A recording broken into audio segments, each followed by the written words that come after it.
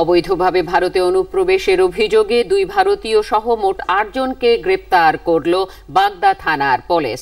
গোপন সূত্রে খবর পেয়ে পুলিশ বাগদা থানার চ্যাঙ্গা এলাকায় অভিযান চালিয়ে 6 জন বাংলাদেশি সহ মোট 8 জনকে গ্রেপ্তার করে।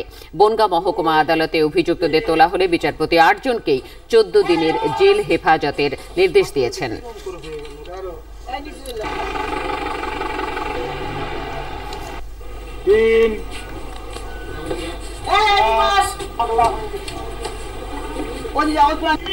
ইদানিং বাগদার দিক থেকে, বাগদা যে সীমান্তবর্তী এলাকা, 3 দিকে সীমান্তবর্তী, বাংলাদেশের সঙ্গে বর্ডার যুক্ত, এবং সেখান থেকে বহু লোক ওখান দিয়ে আসা যাওয়া করছে।